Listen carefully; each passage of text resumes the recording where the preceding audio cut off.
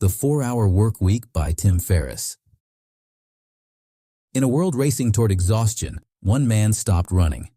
Tim Ferriss, entrepreneur, traveler, and experimenter, looked at the modern dream, long hours, steady pay, and postponed happiness, and saw a trap.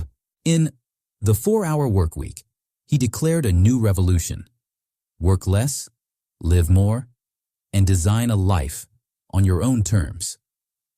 Ferriss began with a confession. He once lived the very life he now rejected. He built a business that consumed him, working 80 hours a week for a success that felt like failure. His income rose, but his time vanished. Being busy, he realized, is a form of laziness, lazy thinking, and indiscriminate action. The goal, he learned, wasn't money. It was freedom. He asked a radical question. What if you could escape the 9-to-5 without waiting for retirement? Ferriss introduced the concept of lifestyle design, constructing a life that prioritizes time, mobility, and purpose.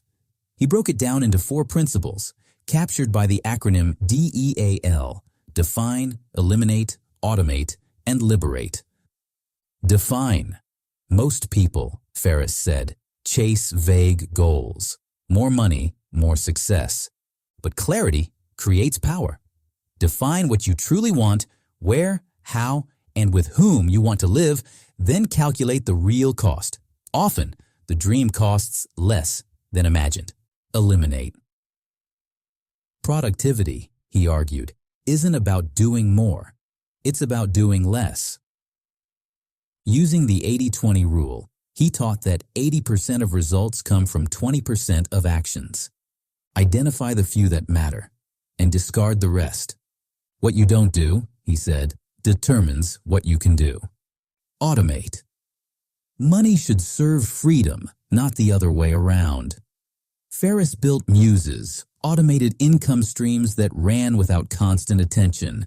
He outsourced routine tasks to virtual assistants and let systems replace supervision. The goal wasn't to work faster.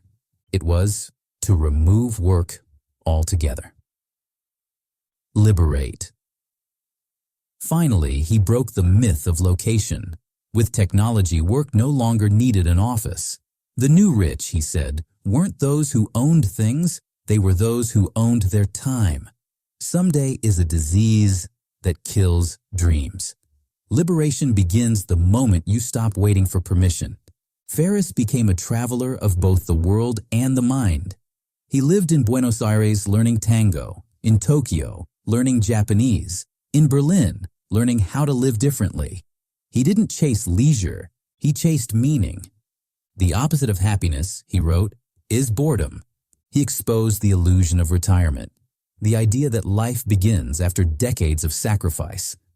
Retirement, he said, is the worst-case scenario, a backup plan for when life fails. Instead, he urged people to take mini-retirements, breaks throughout life to explore, grow, and rediscover curiosity. The book wasn't a fantasy of idleness. It was a blueprint for intentional living. Ferriss taught readers to measure life by experience, not hours, to question every rule, challenge every assumption, and design a life around freedom, not fear. People don't want to be millionaires, he wrote. They want the lifestyle they think only millionaires can afford. He showed that money is multiplied by imagination, that with creativity and courage, one can live richly without riches. Reality, he said, is negotiable. In the end, the 4-Hour Workweek was not about escaping work, but escaping meaningless work. It was a call to reclaim ownership of time, the only non-renewable resource. Ferriss proved that the true measure of wealth is not income, but freedom. For those willing to question convention, the 9-to-5 world faded, replaced by something greater. A life of design, not default.